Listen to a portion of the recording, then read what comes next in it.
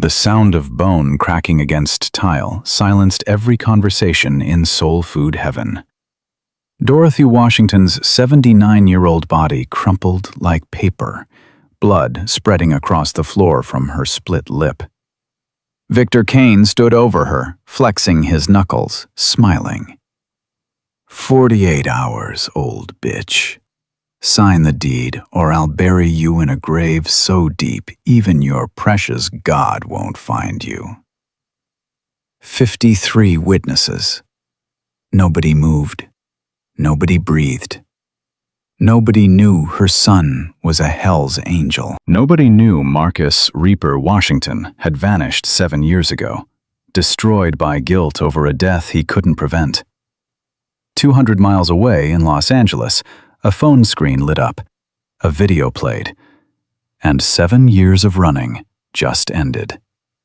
Subscribe now. Follow this story to the end. Comment your city below. Let's see how far justice can ride. Dorothy Washington's hands trembled as she poured coffee at 4:47 a.m. Same routine. 45 years of the same damn routine. The photograph tucked behind the sugar jar caught her eye. Marcus in his leather jacket, that wild grin splitting his face. 25 in that picture. 52 now, if he was still alive. "Where are you, baby?" she whispered to the empty diner. The coffee went cold in her shaking hands. Carmen Rodriguez kicked open the back door at 6:15, her daughter Maya half asleep on her shoulder. "You're early again, Mrs. Washington." "Couldn't sleep." "You never sleep." Carmen laid Maya on the office cot, tucked a blanket around her small body. "Bad dreams?" Dorothy didn't answer. She was wiping the same spot on the counter she'd wiped 6 times already. Carmen watched this woman who'd given her a job when she was 5 months pregnant, and every other business in Memphis had slammed doors in her face. Single mother. No references. No experience. Dorothy hadn't asked a single question, just handed her an apron. "You start tomorrow." "He's not coming back, Mrs. Washington." Carmen's voice was gentle. "It's been 7 years." "I know. Then why do you keep watching that road?" Dorothy finally looked up. Her eyes were wet. "Because that's what mothers do." By 8:30, the diner was packed. Truckers, factory workers, a few tourists photographing the authentic Memphis experience, like poverty was some kind of aesthetic. Dorothy moved through the chaos, refilling cups, remembering orders, calling regulars by name. Henry Castellanos grabbed her wrist as she passed his stool. "Dorothy, we need to talk." "I'm busy, Henry." "Town meeting last night. Kame's making his move." She stopped. "What kind of move?" Henry lowered his voice. "Final offer. Everyone on this block either sells by Friday or faces consequences." "That's illegal." "So is half of what Victor Kane does. But he owns Sheriff Cross, owns the mayor, hell, probably owns the judge, too." Dorothy pulled her wrist free. "I'm not selling." "Dorothy, listen to me. My husband built this place brick by brick. He died before our 30th anniversary. This diner is his legacy. I'm not handing it to some Vegas scumbag so he can build a casino." Henry shook his head. "James would want you safe more than he'd want the diner standing." "James would want me to fight." "James is dead, Dorothy, and if you're not careful, you will be too." The words hung in the air between them. Dorothy walked away without responding. At 9:17 a.m., and the front door exploded open. Everyone froze. Victor Kane walked in like he'd bought the place yesterday. Expensive suit, gold watch, the kind of confidence that comes from hurting people who can't fight back. 2 men flanked him. Carl, ex-prison guard who did 3 years for assault before Kane bailed him out, and Dayton. Nobody knew his story, but the scars on his knuckles told enough. Victor scanned the room, smiled when he found Dorothy. "Mrs. Washington." His voice carried like a threat wrapped in silk. "Just who I wanted to see." Dorothy set down her coffee pot. Mr. Kane, I believe my answer was clear. Answers change. Mine don't. He walked toward her, slow, deliberate, each step making someone flinch. He slid into the booth across from her, uninvited, unwelcome. Let me paint you a picture, he said.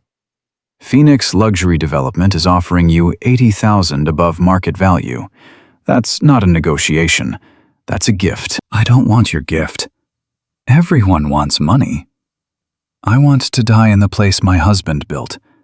That's worth more than anything you can offer. Victor leaned close.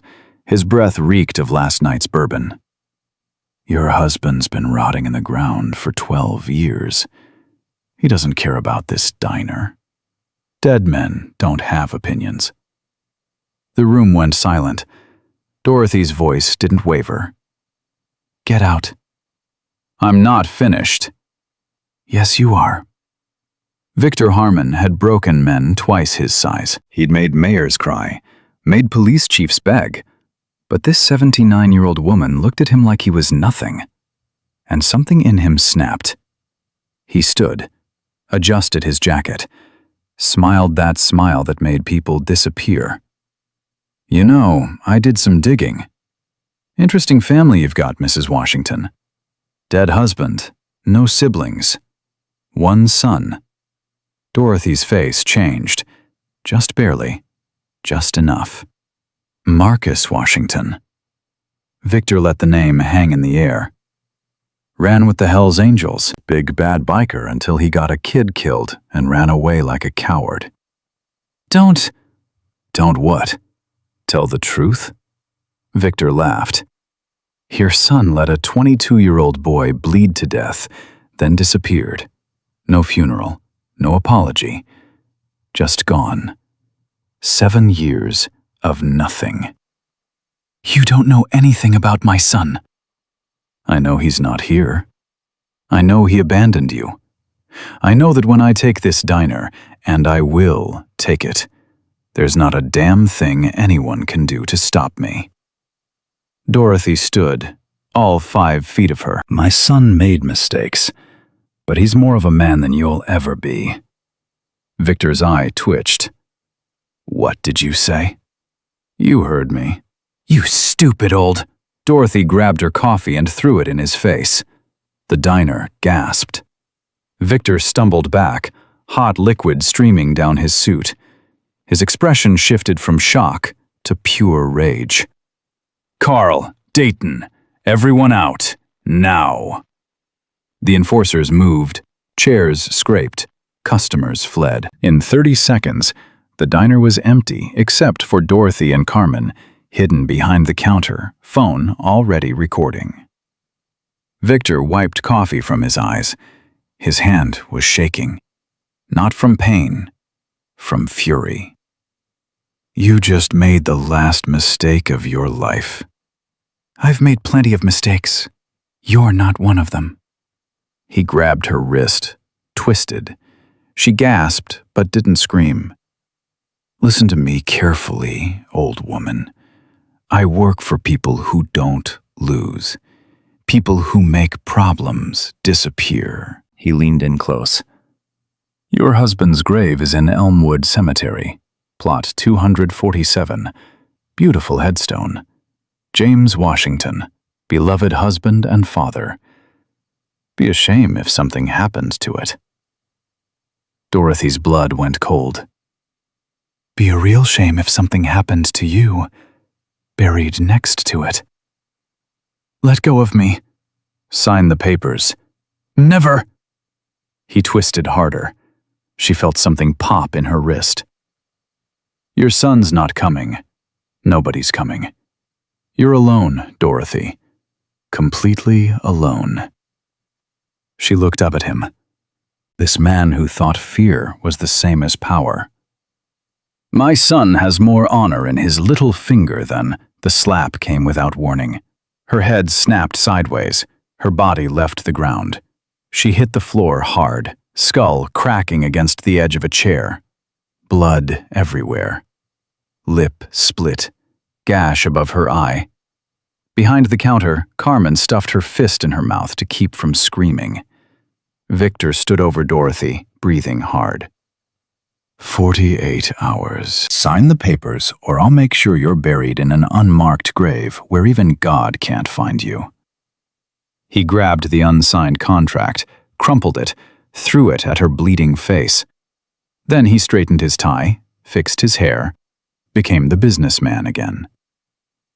Oh, and if your coward son does show up, tell him Victor Kane doesn't scare. Tell him I'll do to him what I did to you, only slower. The door slammed behind him. Carmen burst from behind the counter the second the engines faded. Mrs. Washington! Oh, God! Dorothy was trying to stand. Her legs wouldn't cooperate. I'm fine. You're bleeding! Carmen's hands were shaking so hard she could barely hold the towel. We have to call the police. Police work for him. Then state police. The FBI. Someone. Sweetheart. Dorothy grabbed Carmen's hand, squeezed. There's no one. This town is his. The law is his. We're on our own. There has to be something. There isn't. Carmen looked at this woman, 79 years old, blood on her face, still refusing to break. What about Marcus? Dorothy closed her eyes. He's not coming. You don't know that. He hasn't called in 7 years, hasn't visited, hasn't... Her voice cracked. Carmen, my son is gone. That night, Carmen sat in her car outside the diner. Maya was asleep in the back seat. The video was loaded on her phone. She'd spent 3 months tracking down this number. A friend of a friend of a biker who knew where Marcus Reaper Washington had last been seen. Los Angeles area code. Probably a burner phone. Probably disconnected. But maybe not. She typed 3 words. They hurt your mother. Attached the video. Her thumb hovered over send. Mrs. Washington had said not to, had begged her not to. But Carmen Martinez had survived too much to watch the only person who believed in her die at the hands of some rich psychopath. She pressed send. Los Angeles, California, 11:47 p.m. Marcus Washington woke to his phone buzzing. He'd been dreaming about Tommy again. Same dream every night for 7 years. The truck running the red light, the screech of metal. Tommy's body under 2 tons of twisted steel. Help me, Reaper, please. It hurts. It hurts so bad. He couldn't save him, couldn't do anything but hold his hand while he bled out on the asphalt. 22 years old, bright future. Dead because Marcus wasn't fast enough. He grabbed the phone. Unknown number. Video attachment. Probably spam. Probably nothing. He pressed play. And his world ended. His mother hit the floor, blood on her face, a man standing over her laughing. 48 hours. Sign, or I'll bury you next to your husband. Marcus watched it again, and again, and again. His hands were shaking. His vision was blurring. 7 years. 7 years he'd stayed away because he thought he didn't deserve her, because he thought his guilt made him poison, because he thought she was better off without him. And while he was hiding, someone was hurting her. He threw the phone across the room, put his fist through the wall, screamed until his throat tore. Then he went outside. The Harley sat under a tarp behind the motel. 3 years since he'd touched it. 3 years since he'd ridden anything. He pulled back the tarp. The bike was exactly as he'd left it. Black paint, chrome pipes, the Hells Angels patch still on the saddlebag.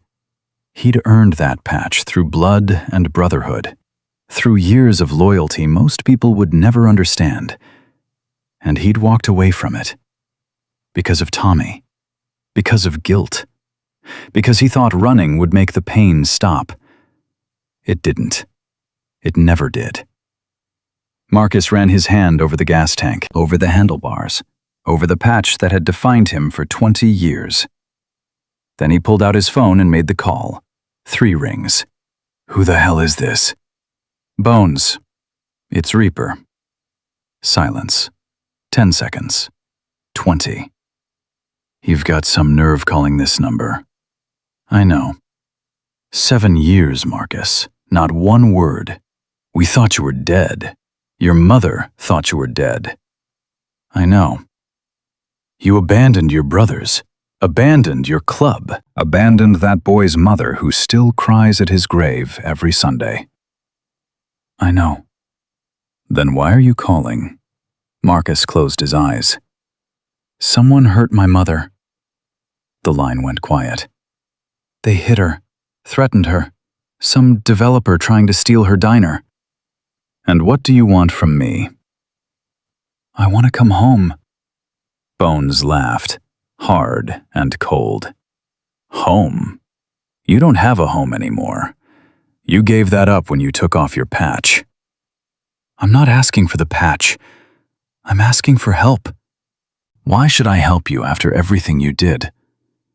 Because it's my mother, Bones. Because she's 79 years old and bleeding in a town where the law works for the people hurting her. Because I can't do this alone. More silence. Where are you? Los Angeles, 4 hours out. We'll be there tomorrow. Noon. Marcus's throat tightened. Bones, don't. This isn't forgiveness. This is family. And nobody touches family. A pause. Not even family that ran away. The line went dead. Marcus stared at the bike for a long time. 3 years since he'd ridden. 3 years since he'd felt the wind on his face or the engine beneath him. He'd told himself he didn't deserve it, that men who let boys die shouldn't feel freedom. But his mother was bleeding, and some things were bigger than guilt. He threw his leg over the seat, turned the key. The Harley roared to life. Marcus Washington hadn't been Reaper in 7 years. Tonight, Reaper was riding home. Dorothy sat by her window at 2 a.m., ice on her lip, bandage above her eye, watching the empty road like she'd done every night for 7 years. He wasn't coming. She knew that. Marcus had made his choice the night he left. The night he'd looked at her with those haunted eyes and said words that still destroyed her. I can't be here anymore, Ma. I can't look at you without seeing what I've become. You're my son. That's enough. No, it's not. And he'd ridden into the darkness. 7 years of silence. 7 years of unanswered prayers. Now she was dying by inches in a town that had forgotten how to fight, being circled by wolves in expensive suits. Please, Marcus, she whispered to the empty road. Just let me see your face one more time. The road stayed dark. 11:47 a.m. Henry Castellanos stepped out of the hardware store, heard a sound. Low, distant. Thunder. He looked up. 1 motorcycle crested the hill, then 10, then 30. They came in formation, chrome blazing in the Tennessee sun, engines shaking the ground. At the front rode a man in black leather, gray in his beard, eyes locked forward like he could see through walls. The Hells Angels rolled into Memphis like an army coming home from war. Henry dropped his coffee. Sweet Jesus. Dorothy was wiping tables when she heard the engines. Her heart stopped. She knew that sound, knew it in her bones, in her blood, in every cell of her body. Mrs. Washington, Carmen's voice was trembling. There's a lot of motorcycles outside.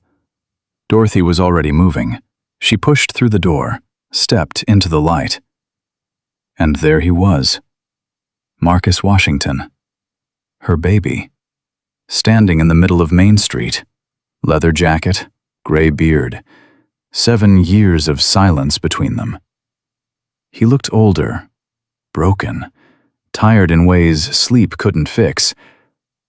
But he was here. Ma? His voice cracked on the word. Dorothy walked toward him, past the motorcycles, past the bikers who parted like she was made of something holy. She stopped in front of her son and slapped him across the face. 30 Hell's Angels went dead silent. 7 years! Dorothy's voice shook with fury and love. 7 years, without a word. I thought you were dead. I prayed over your picture every night. Marcus didn't move, didn't defend himself. I'm sorry, Ma. Sorry? She hit his chest. Again. Again. I wrote letters you never answered, left voicemails you never returned. I begged God to bring you back. I know. You know nothing! She was crying now, 50 years of pain pouring out. You left me alone after your father died. After everything. You just left. I know. Then why, Marcus? Why did you stay away? He looked at her. This woman who had given him everything, who had loved him when he was unlovable, who had never stopped believing in him even when he'd stopped believing in himself. Because I got Tommy killed. Because every time I looked in the mirror, I saw a murderer. Because I thought you'd be better off without me. Better off? Dorothy grabbed his face, forced him to look at her. I lost your father to a heart attack. I almost lost you to that motorcycle life. And then I lost you anyway because you decided my love wasn't enough to stay for. Ma, I don't care what you did. I don't care who you think you are. You're my son, and I have never stopped loving you. Not for 1 second. Not for 1 breath. Marcus broke. He fell to his knees in the middle of Main Street, wrapped his arms around his mother, and sobbed like a child. And Dorothy held him. Just held him while 30 Hell's Angels stood guard around them. Bones watched from his bike. He'd been furious at Marcus for 7 years, furious at the abandonment, the silence, the cowardice. But watching Reaper, the hardest man he'd ever known, break down in his mother's arms, something shifted in his chest. Nobody touches her, he said to the man beside him. Nobody threatens her. Nobody even looks at her wrong. And if they do? Bones smiled. It wasn't a nice smile. Then they find out why we're called angels. Inside the diner, Dorothy sat Marcus in the booth by the window.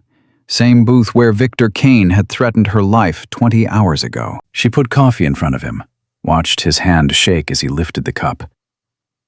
Tell me everything, she said. Ma, everything. So he did.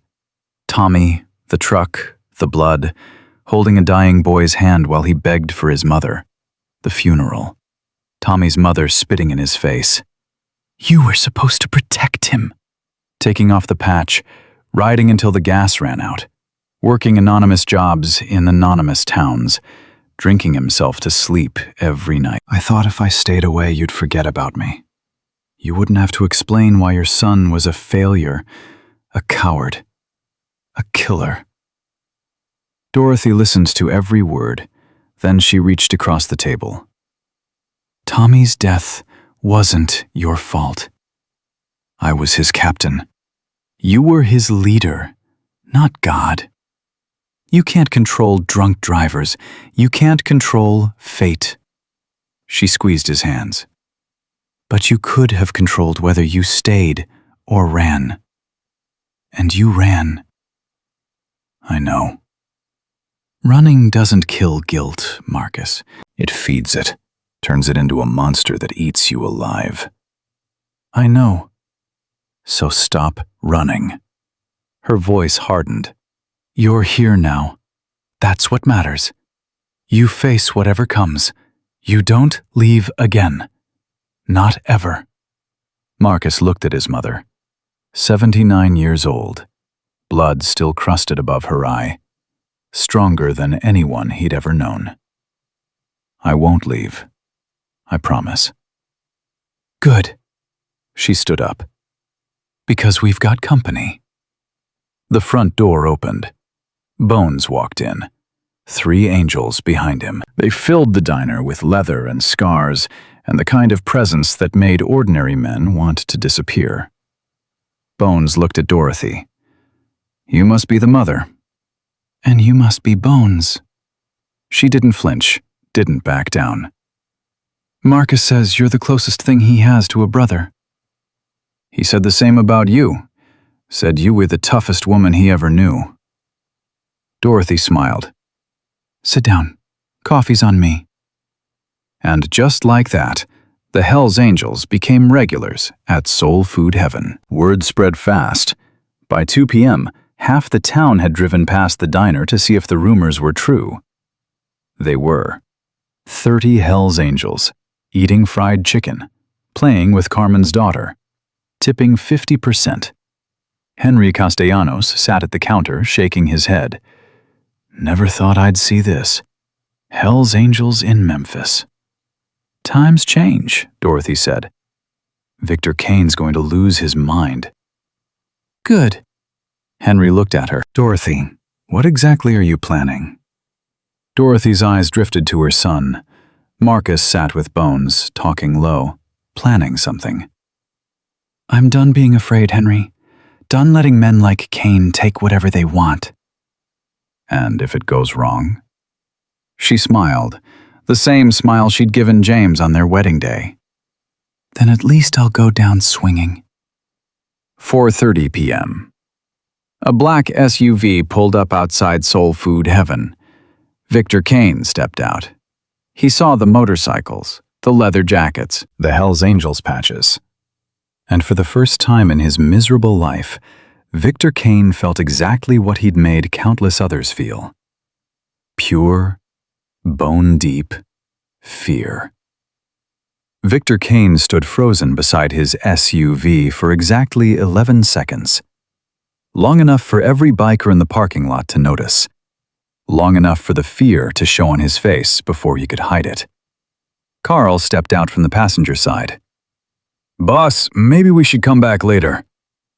Victor's jaw tightened. He straightened his tie, fixed his expression into something that looked almost like confidence. I don't run from anybody. There's 30 of them. I don't care if there's 300. Victor started walking toward the diner. This is my town. But his hands were shaking, and everyone could see it. Inside the diner, Bones set down his coffee cup.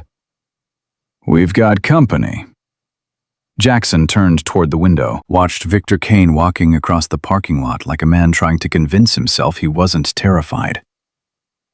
That's him, Dorothy said. Her voice was steady, but her hands gripped the counter edge. Victor Kane, the man who thinks he owns everything. Marcus stood up slowly. Stay here, Ma. Marcus, stay here. He walked toward the door.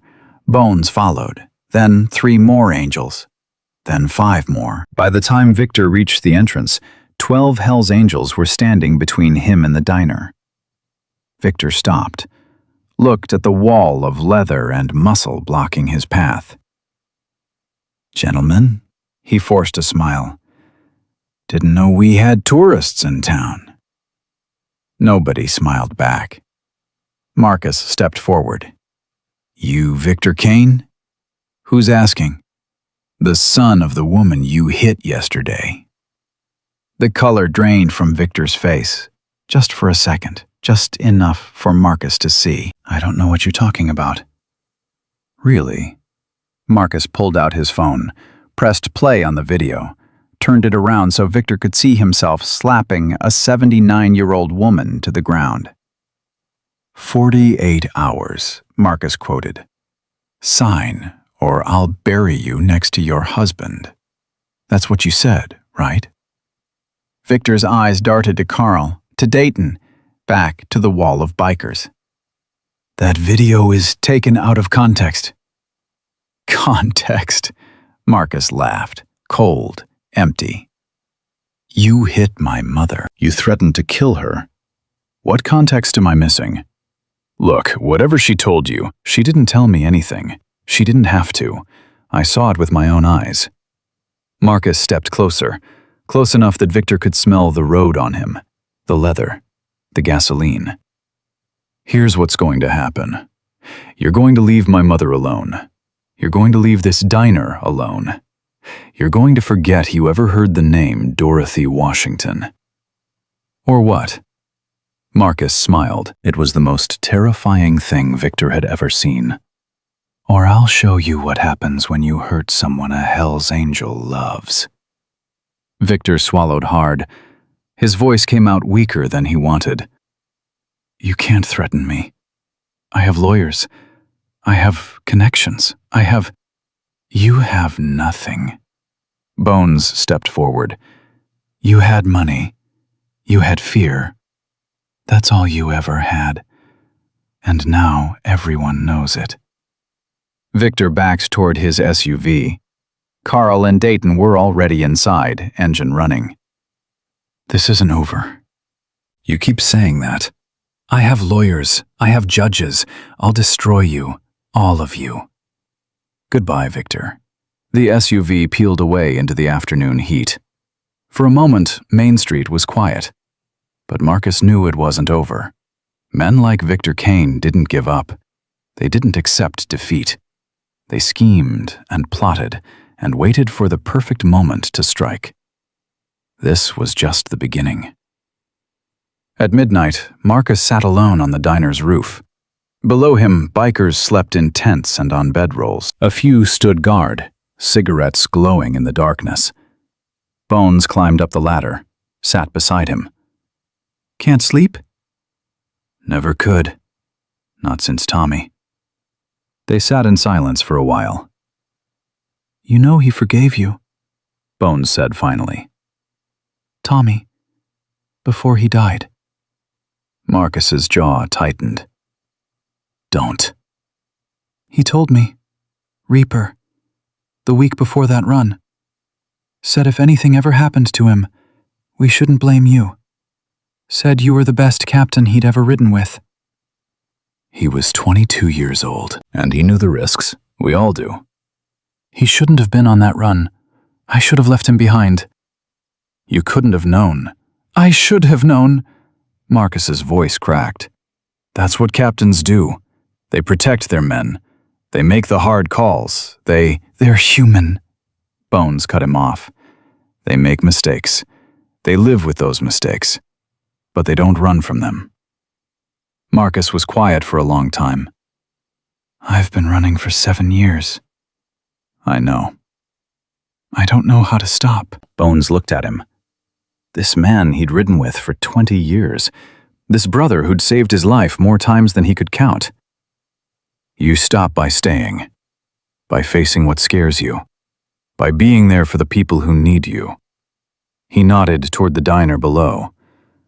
That woman in there has needed you for 7 years. She never stopped hoping you'd come back. Never stopped praying for you. I know. So stop running. Be her son again, not the ghost of who you used to be. Marcus wiped his eyes, rough, angry at himself for the tears. What if I can't? Then fake it until you can. Bones stood up. That's what the rest of us do. He started toward the ladder, then stopped. One more thing. Tommy's mother. She's still in Nashville. Still goes to his grave every Sunday. Marcus's whole body went rigid. She's never blamed you. Not once. She blames the drunk driver who ran that red light. Bones paused. She's been waiting 7 years for you to come talk to her, to tell her about his last ride, about the man he'd become. I can't. You can. And you will, after this is done. Bones disappeared down the ladder.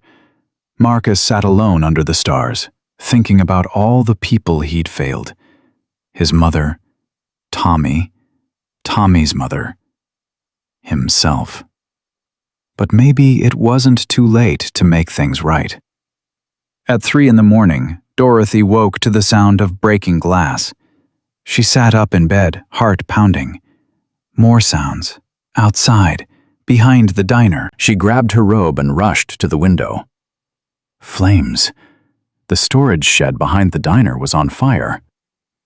"Marcus!" she screamed. "Marcus!" Within seconds, the entire camp was awake.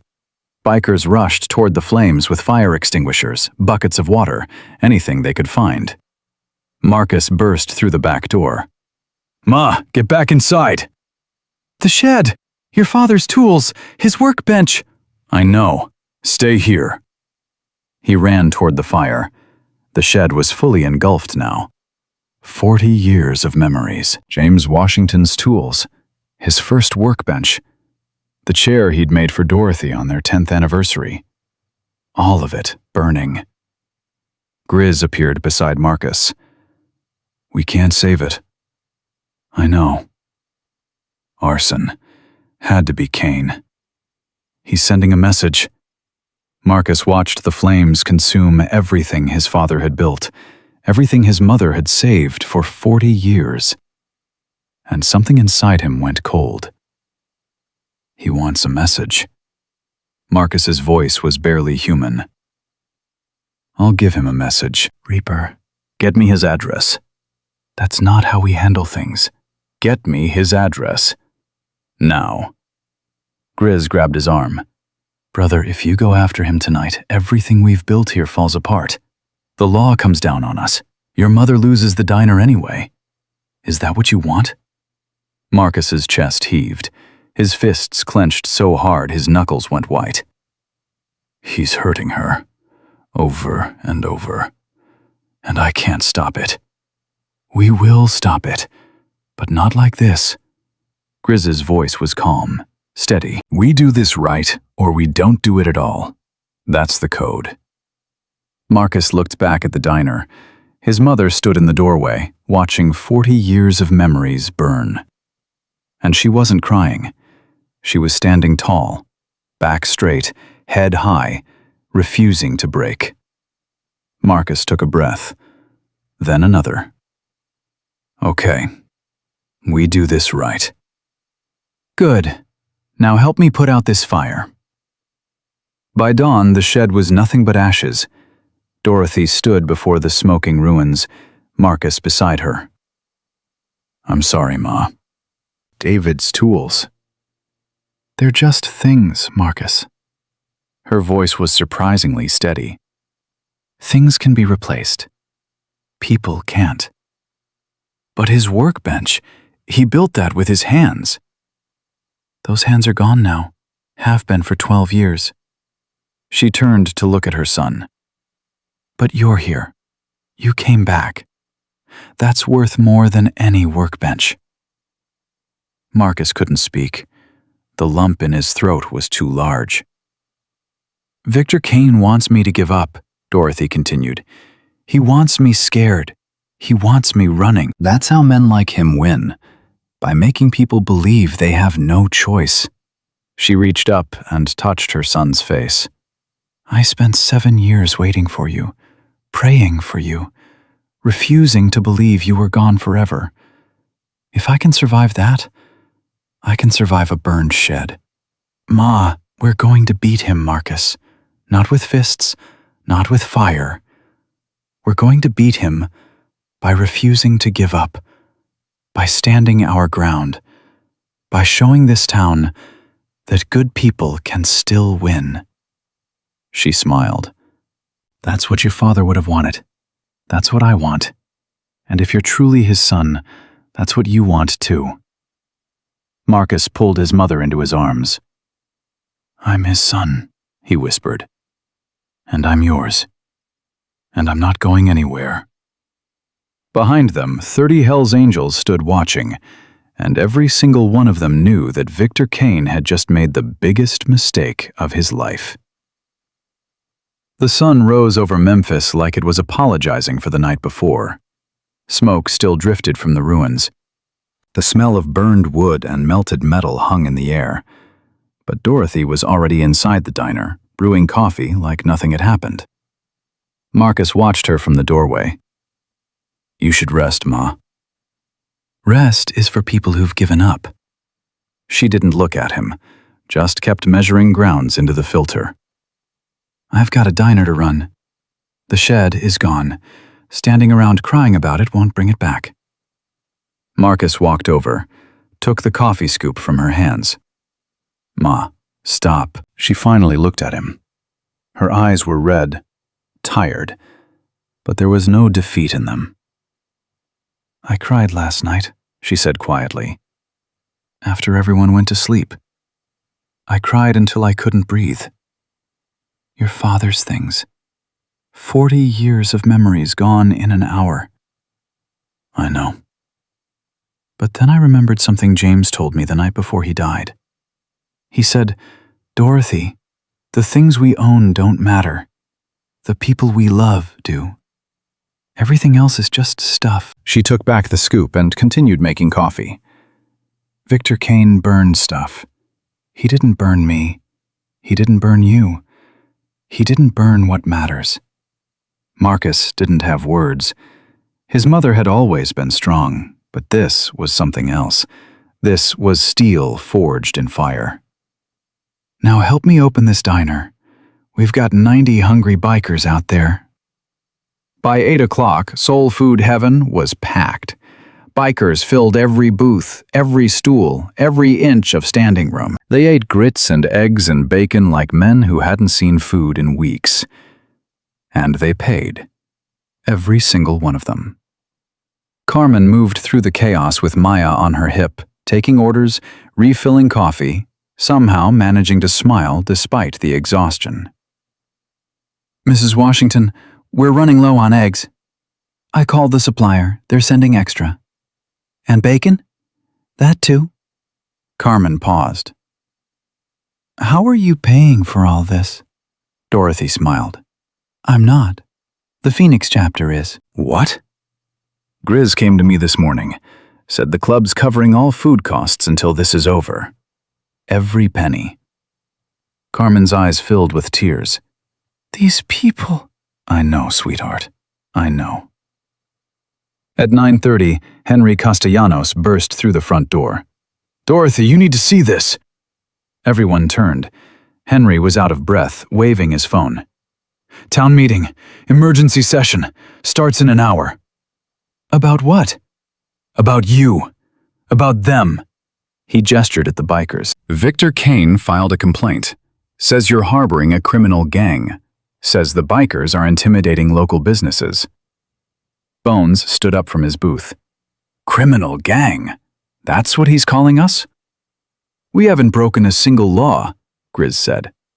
"Doesn't matter. He's got the mayor in his pocket. Half the council." Marcus walked over. "What happens at this meeting?" "They vote. If it passes, they can declare you a public nuisance, force you to disperse." Henry looked at Dorothy. "And if the bikers leave?" He didn't need to finish. Everyone knew what would happen if the protection disappeared. Dorothy untied her apron. "Then I better be at that meeting." "Ma, you don't have to." "Yes, I do." She looked at her son. "I've been hiding in this diner for 45 years, Marcus, letting other people fight my battles, letting other people decide my future." She straightened her shoulders. "Not anymore." The town hall was standing room only. Every resident of Memphis had shown up. Farmers, shop owners, teachers, mechanics, people who'd never attended a council meeting in their lives were crammed into the small building. At the front sat the 5 council members. Mayor Tom Bradley, 62, owned half the commercial property in town, had taken money from Victor Kane for 3 years running. Councilwoman Sarah Chen, 55, former teacher, the only member who'd voted against selling public land to Phoenix Luxury. Councilman Robert Hayes, 48, insurance agent, owed Victor Kane $50,000 in gambling debts. Councilwoman Patricia Wells, 60, retired nurse, scared of her own shadow. Councilman David Ruiz, 35, youngest member, ran on a platform of transparency and ethics. Nobody knew which way he'd vote. Victor Kane sat in the front row, flanked by two lawyers in expensive suits. Dorothy walked in with Marcus on one side and Bones on the other. The room went silent. She made her way to the front, passing neighbors who wouldn't meet her eyes, people she'd served breakfast to for decades, people who'd celebrated birthdays and anniversaries in her diner. None of them spoke. She took a seat in the front row, directly across from Victor Kane. He smiled at her, that same cold, reptilian smile. "Mrs. Washington, glad you could make it. Wouldn't miss it." Mayor Bradley banged his gavel. "This emergency session is now in order. We're here to address concerns raised by Mr. Vincent Kane regarding a potential public safety threat." He nodded at Victor, who stood and approached the podium.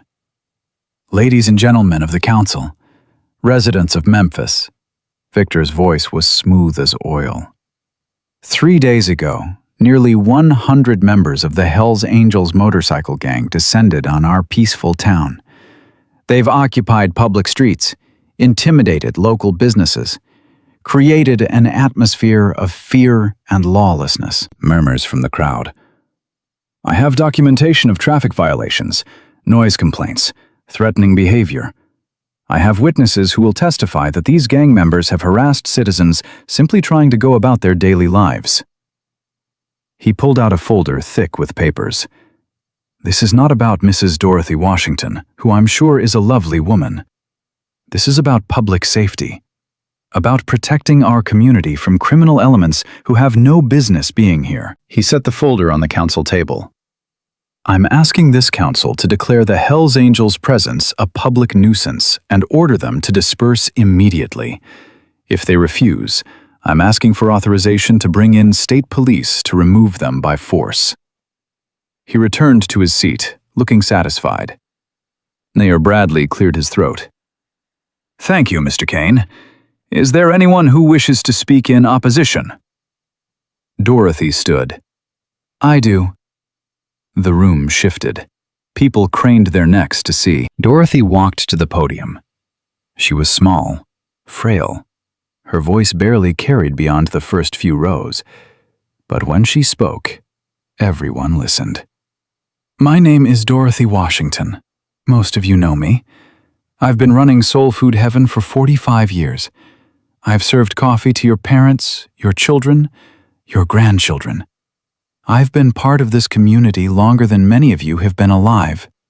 She paused. 3 days ago, Mr. Kane came into my diner and offered to buy my property. I refused. So he hit me. Gasps from the crowd. He slapped me across the face so hard I fell to the floor. Then he threatened to kill me if I didn't sign his papers. "That's a lie!" Victor was on his feet. "I never—" "I have video." The room went dead silent. Dorothy pulled out her phone. My waitress recorded the entire thing. The slap, the threats, everything. She looked at the council. "I can play it right now if you'd like." Mayor Bradley's face went pale. "That won't be necessary. I think it is." Sarah Chen leaned forward. "If there's evidence of assault, we need to see it." "This is not relevant to the matter at hand," Victor's lawyer interjected. "We're discussing public safety." "A man who beats elderly women in public is absolutely relevant to public safety." Sarah's voice was ice. "Play the video, Mrs. Washington." Dorothy connected her phone to the room's display system, and for the next 90 seconds, the entire town of Memphis watched Victor Kane slap a 79-year-old woman to the ground. They heard his threats, saw him grab her wrist, watched him laugh as she bled on the floor. By the time it ended, half the room was crying. The other half was staring at Victor Kane with murder in their eyes. That video is doctored, Victor sputtered. It's taken out of context. Mr. Kane? Sarah Chen's voice cut through his protest. I've known Dorothy Washington for 30 years. She's the most honest person I've ever met. Are you really going to sit there and call her a liar? I'm saying, because if you are, I have a few questions about the $50,000 you donated to Mayor Bradley's re-election campaign, and the property deals you've made with Councilman Hayes, and the threats you've made to every business owner on Main Street who refused to sell. The room exploded. People were on their feet, shouting, some at Victor, some at the council, some just releasing years of pent-up frustration. Mayor Bradley banged his gavel frantically. Order! Order! Nobody listened. Marcus watched the chaos with growing concern. This was spiraling out of control. Then he saw something that made his blood run cold. Sheriff Raymond Cross was walking toward the front of the room, hand on his holster, and he was looking directly at Dorothy. Marcus moved. He pushed through the crowd, reaching his mother just as Sheriff Cross arrived. Mrs. Washington? The sheriff's voice was flat, official. I need you to come with me. On what charge? Filing a false police report, inciting public unrest, harboring known criminals. You can take your pick. You can't be serious. I'm dead serious. Cross reached for his handcuffs. You're under arrest. No! Marcus stepped between them. You touch her, and I swear to God. You threatening an officer? Cross's hand moved to his weapon. Because that's another charge I can add. The room had gone quiet, everyone watching. This was it, the moment Victor had been waiting for. Get Dorothy arrested. Get Marcus arrested. Remove the threat legally, cleanly, with the full backing of the law. Bones appeared at Marcus's side, then Grizz, then a dozen more angels. Sheriff Cross's confidence wavered. His hand trembled on his gun. Stand down, Cross ordered. All of you. Or what? Bones's voice was calm, deadly calm. You going to shoot 100 people in front of the whole town? I'll call for backup. Call whoever you want. By the time they get here, this will be over. The standoff stretched, seconds feeling like hours. Then a voice cut through the tension. Raymond. Everyone turned. An old woman was pushing through the crowd. 80 years old if she was a day. White hair, weathered face, eyes that had seen everything. Mrs. Cross. The sheriff's voice cracked. Mom, what are you doing here? I'm doing what I should have done years ago. She walked right up to her son, looked him in the eye. I didn't raise you to be a bully's lapdog. Mom, your father was a good man, an honest man.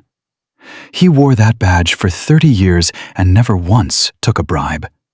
Never once looked the other way when someone was being hurt. Her voice broke. And now you're going to arrest Dorothy Washington? A woman who brought me soup every day for 3 months when I had pneumonia? Who sat with me at your father's funeral when you were too busy working? I'm just doing my job. Your job is to protect people, not persecute them. She grabbed his arm. Raymond, look at me. Really look at me. Is this who you want to be? Is this what you want your legacy to be? Sheriff Cross stood frozen. His hand slowly dropped from his weapon. The entire room held its breath.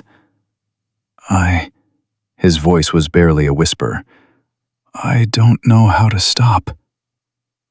You stop by choosing. Right here, right now. His mother's eyes were fierce. You choose who you're going to be. Your father's son or Victor Kane's puppet. Something broke in Raymond Cross's face. 7 years of corruption. 7 years of looking the other way. 7 years of slowly losing his soul, one compromise at a time, and his mother standing in front of him, giving him one last chance. He turned to Dorothy. "Mrs. Washington, He couldn't finish. "It's okay, Raymond." Dorothy's voice was gentle. "I knew your father. He was a good man. And somewhere in there, you are too." Cross looked at Victor Kane. Victor's face was purple with rage. "Raymond, do your job. Arrest her. Now!" The sheriff straightened his spine. For the first time in years, he looked like a man instead of a shadow. "Mr. Kane, based on the video evidence presented today, I'm placing you under arrest for assault and battery." "What?" "You have the right to remain silent." "You can't do this! I own you! I own this whole—" "Anything you say can and will be used against you in a court of law." Two deputies moved forward, uncertainty on their faces. "Do it," Cross ordered. "Cuff him." Victor struggled as the handcuffs clicked around his wrists. "You're finished, Raymond. All of you. I have lawyers. I have connections. I'll destroy every single—" "Get him out of here." The deputies dragged Victor Kane out of the town hall. His screams echoed through the building, getting fainter and fainter until they disappeared entirely. The room was silent. Then someone started clapping. One person, then two, then 10. Then the entire room. Dorothy stood at the podium, tears streaming down her face, as the town of Memphis rose to its feet and cheered. Marcus appeared beside her, took her hand. "You did it, Ma." "We did it." "No," he shook his head. "That was all you." Sheriff Cross approached them, hat in his hands. "Mrs. Washington, I don't know how to apologize for what I've done. The things I've let happen in this town." "You don't need to apologize to me, Raymond. You need to apologize to yourself. And then, you need to start making it right." "I don't know if I can." "You already did. The hardest part is choosing to change. Everything else is just work." Cross nodded slowly. "My mother. She's right. My father would be ashamed of me." "Then make him proud, starting now." The meeting officially dissolved into chaos after that, council members scrambling to distance themselves from Victor Kane, residents demanding investigations, reporters who'd somehow gotten wind of the story pushing through the crowd. Marcus pulled his mother outside, away from the noise. "We need to talk about what happens next." "What do you mean?" "Kane's arrested, but he'll make bail. His lawyers will get him out by tonight." "And when he does?" Dorothy nodded. "He'll be angrier than ever.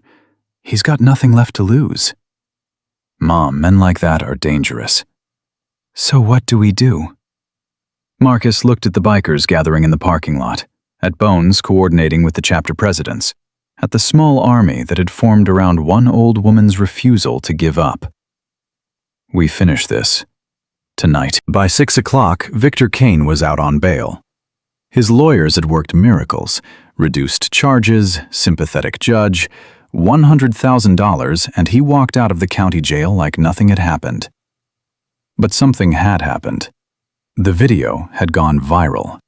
Millions of views, national news coverage.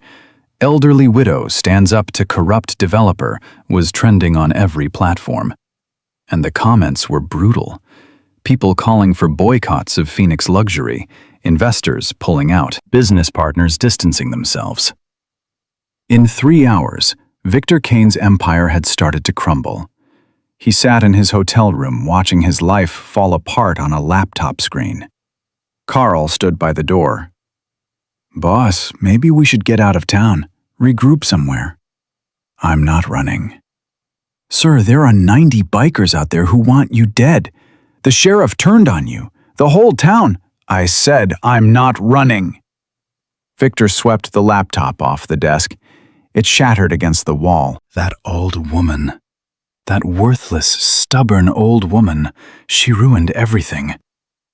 Maybe if we just... No. No more maybes. No more deals. No more playing nice. Victor's eyes were wild, desperate. I want her gone. Her son gone.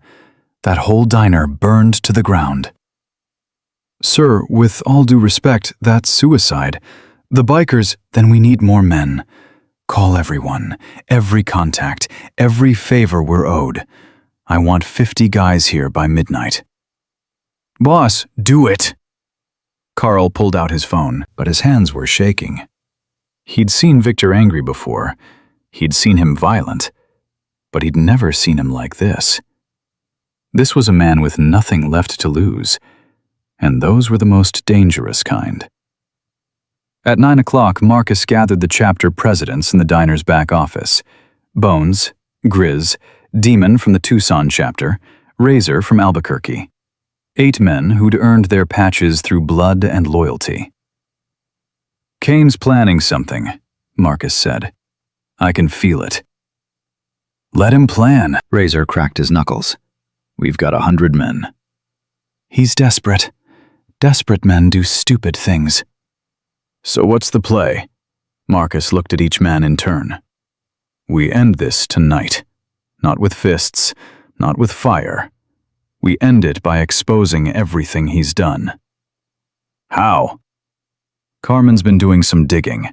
Kane's got files, records, everything from bribery payments to forged documents.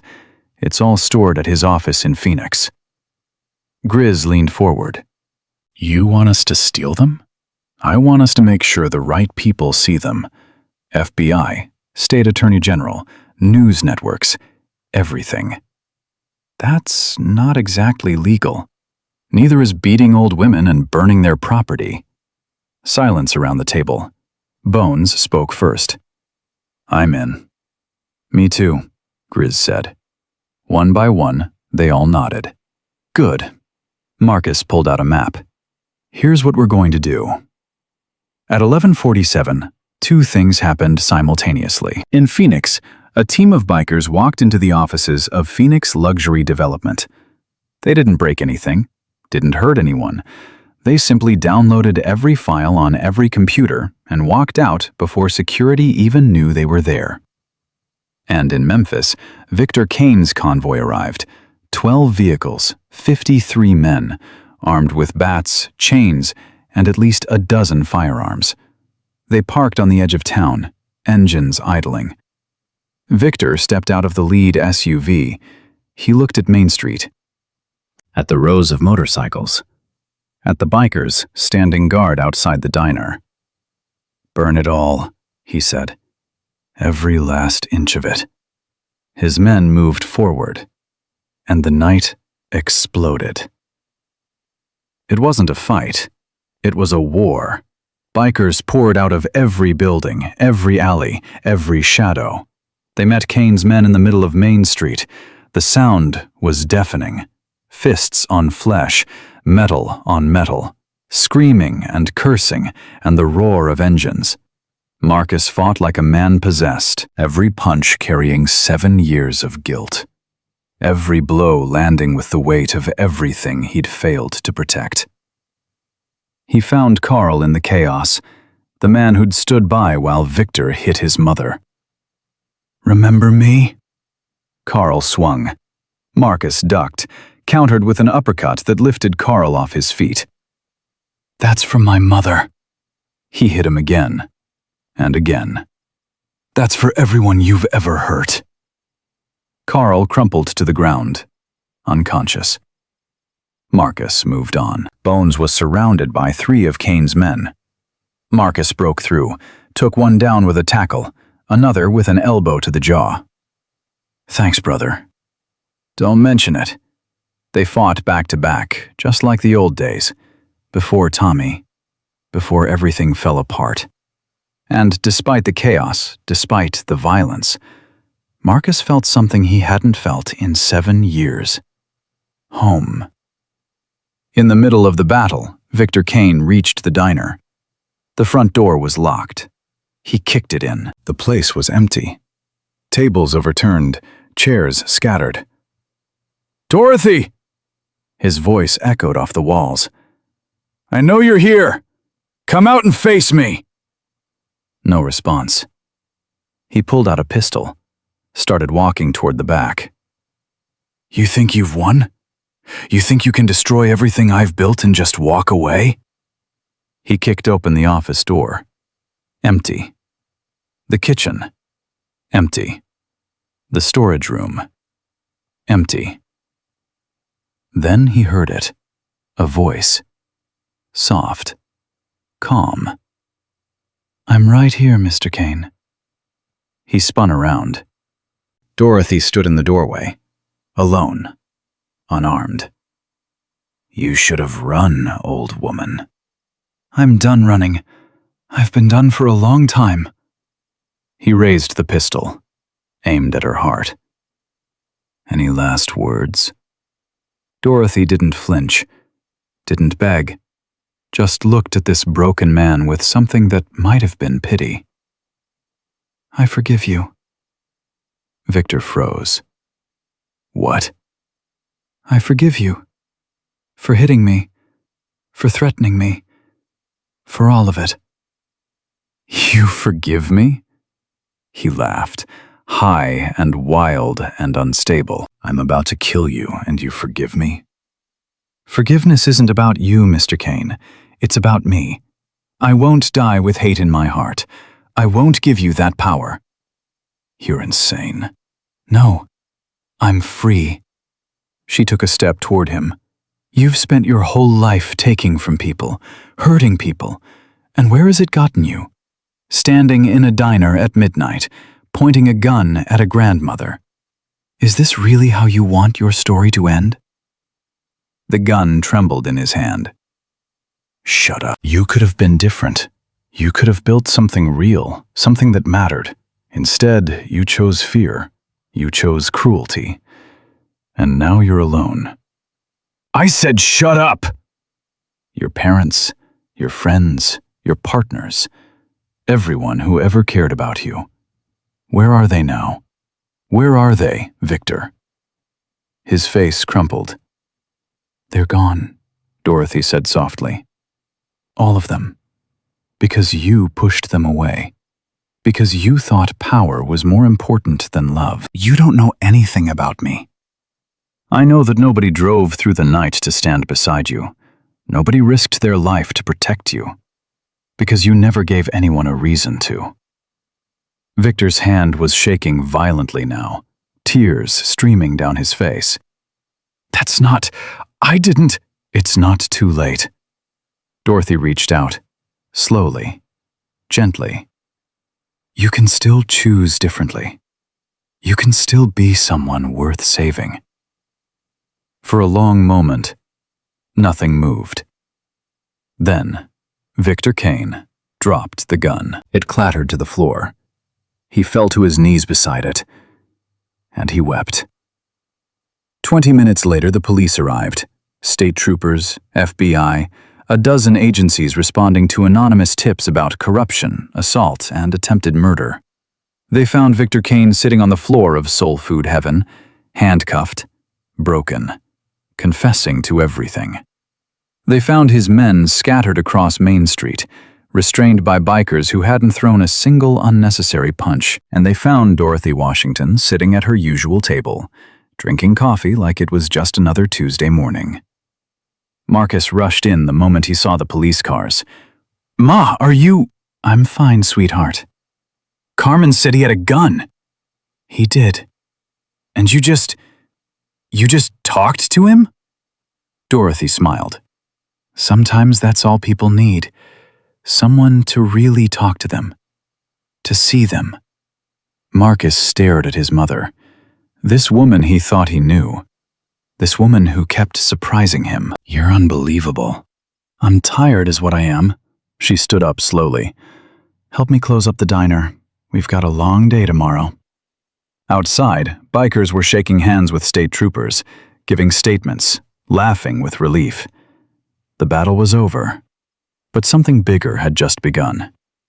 At 3 in the morning, as the last police cars pulled away, Bones approached Marcus. Got word from Phoenix. The files are in the right hands. FBI, State AG, 3 different news networks. How bad is it for Kane? Career-ending, prison-insuring, life-destroying bad. Good. Bones was quiet for a moment. You know, I've been writing for 40 years, seen a lot of things, done a lot of things, and I've never seen anything like tonight. What do you mean? Your mother, alone, with a gun to her head, and she... He shook his head. She forgave him, just like that. That's who she is. That's who she raised you to be. Bones put a hand on Marcus's shoulder. You ran away because you thought you weren't worthy of her. But brother, you are her. The same strength, the same heart. You just forgot for a while. Marcus felt tears burning in his eyes. I've got a lot to make up for. Then start making it up. Tomorrow. What's tomorrow? Bones smiled. Tomorrow we celebrate, and then we rebuild. That's what family does. Marcus looked back at the diner, at his mother silhouetted in the window. She waved. He waved back, and for the first time in 7 years, Marcus Washington knew exactly where he belonged. The first rays of sunlight hit Memphis like a blessing. Dorothy hadn't slept, couldn't sleep. She sat at the counter of her diner, hands wrapped around a cold cup of coffee, watching the bikers outside slowly stir awake. They'd won. Against all odds. Against a man with unlimited resources and zero conscience. They'd won. So why did she feel so empty? Marcus found her there at 6. You should sleep, Ma. So should you. He sat beside her. For a long moment, neither spoke. What happens now? Dorothy finally asked. Kane's done. The FBI took custody this morning. Between the assault charges, the corruption evidence, and the attempted murder, he's looking at 20 years minimum. That's not what I meant. Marcus looked at her. Really looked. I know. Dorothy set down her coffee. You came back to help me, to save me. And you did. She paused. But what happens when there's no crisis? When there's nothing left to save? Do you disappear again? The question hung in the air like smoke. Ma, because I can't do it again, Marcus. I can't watch you ride away and spend another 7 years wondering if you're alive or dead. I'm 79 years old. I don't have 7 more years to waste on waiting. Marcus's throat tightened. I'm not leaving. You said that before, the night your father died. You said you'd never leave me alone. I know. And then Tommy happened, and you were gone before I could even say goodbye. Tears were streaming down her face now, not angry tears, tired ones. I love you, Marcus. I've never stopped loving you. But I need more than love this time. I need you to be here. Really here. Not just when things are falling apart. Marcus took his mother's hands. They were small, fragile. The hands that had held him when he cried as a child. The hands that had waved goodbye when he rode off to join the club. The hands that had written letters he never answered. I'm staying, Ma. Not because of Kane, not because of the diner. Because I finally understand what I lost when I left. What's that? Everything that matters.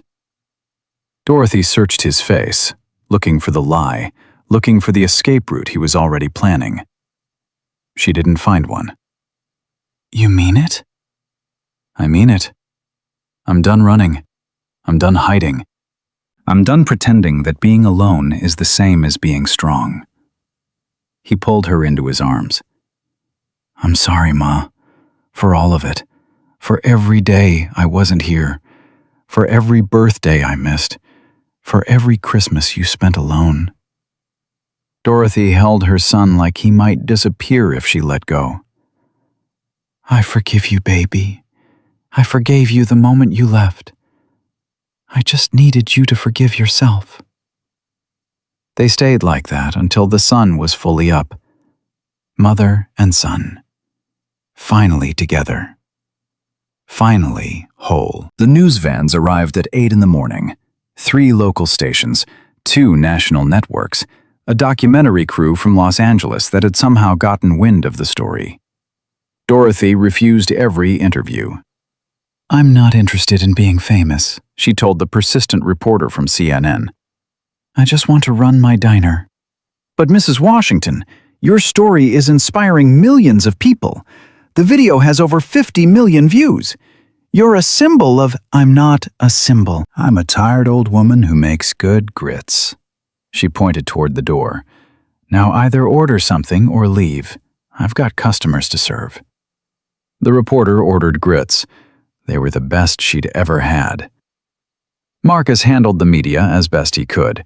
Short statements, no details, constant redirects to Dorothy's desire for privacy. But he couldn't stop the story from spreading. By noon, the Angel of Memphis was trending worldwide. Dorothy Washington's face was on every news channel. Her story was being shared in 12 languages. And people started showing up. Not reporters, not tourists. People who'd been hurt. People who'd lost hope. People who'd seen the video and driven hundreds of miles just to meet the woman who refused to break.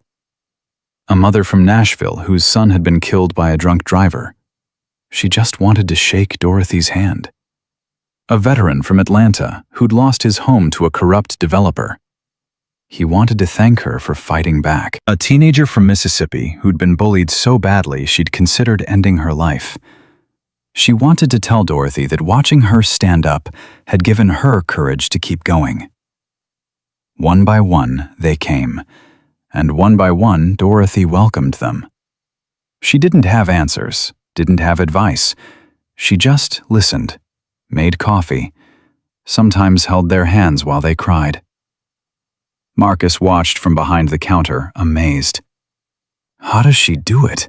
He asked Carmen. After everything she's been through, how does she have anything left to give? Carmen smiled. That's not how giving works. The more you give, the more you have. At least, that's what she taught me. She taught you that? She teaches everyone who pays attention. By 3 o'clock, Bones found Marcus sitting alone on the diner's back steps. You okay, brother? I don't know. Marcus stared at the ashes where the shed used to be. I keep thinking about all the time I wasted, all the years I could have been here. Can't change the past. I know, but I can't stop thinking about it either. Bones sat beside him, pulled out 2 cigars, lit one, handed the other to Marcus. You know what Tommy told me the week before he died? Marcus's whole body tensed. Don't. He told me you were the best man he'd ever known. Said riding with you made him feel like he could do anything. Be anyone. Bones, he worshipped you, Reaper. Not because you were perfect, because you weren't. Because you made mistakes and owned them. Because you treated him like a man when everyone else still saw a kid. Marcus's hands were shaking. He died because of me.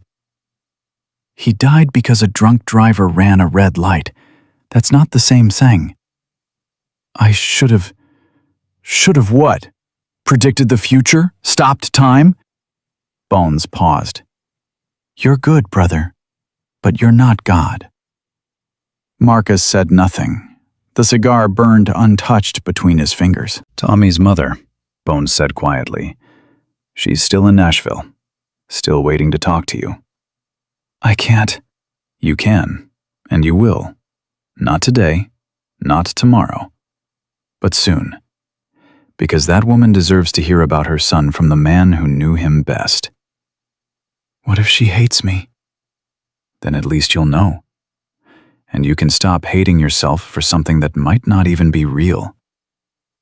Bones walked away, leaving Marcus alone with his ghosts. At 6 o'clock, Sheriff Raymond Cross walked into soul food heaven.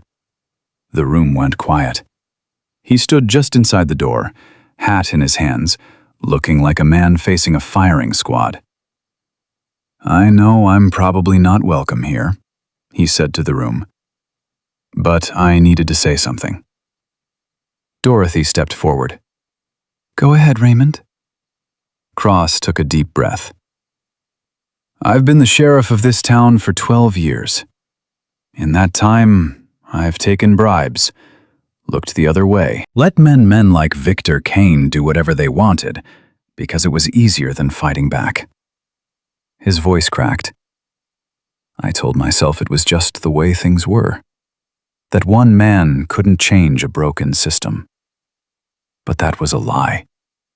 The truth is, I was scared. Scared of losing my job, scared of losing my pension, scared of being alone." He looked at Dorothy. "You weren't scared. You had every reason to be. But you stood your ground anyway, and you showed me what courage actually looks like." He reached into his pocket, pulled out his badge. "I'm resigning, effective immediately. I've already talked to the state police, told them everything I know about every dirty deal I've ever been part of." "Raymond," Dorothy started. "I'm not asking for forgiveness. I don't deserve it. I just wanted you to know that you changed something in me, something I thought was dead a long time ago." He set the badge on the counter. "This town deserves better than what I gave it. Maybe now it'll get the chance to find it." He turned to leave. "Raymond?" He stopped.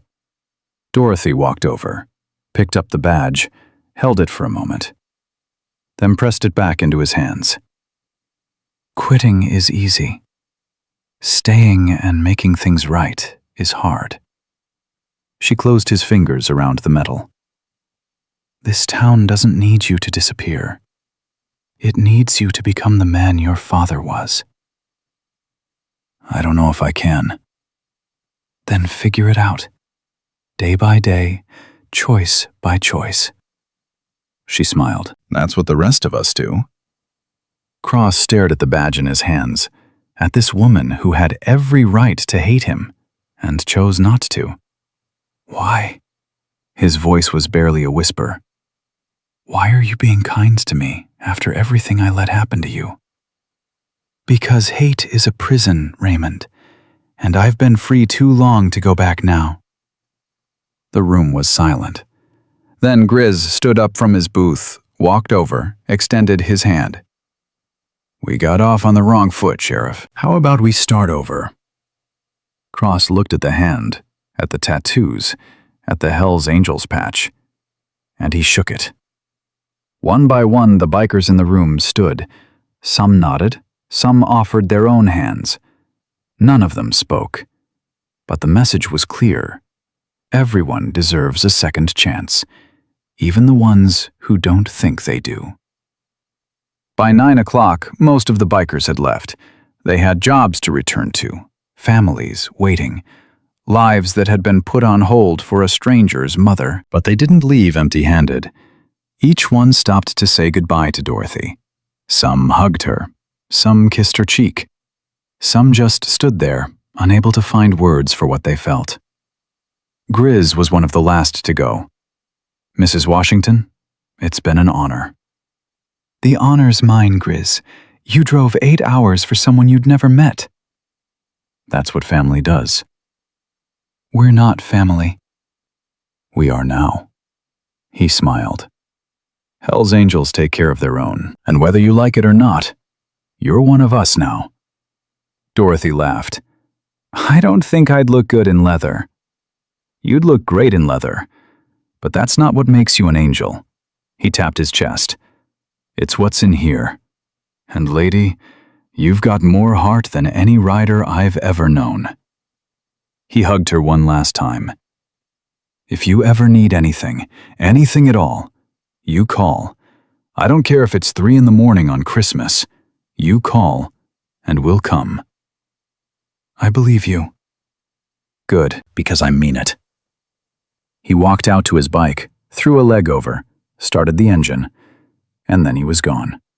Just another rumble fading into the Tennessee night. Bones was the last biker standing in Memphis. He found Marcus on the roof of the diner, watching the stars. "Mind if I join you?" "Since when do you ask permission?" Bones climbed up, sat beside his brother. "Hell of a week." "That's one word for it."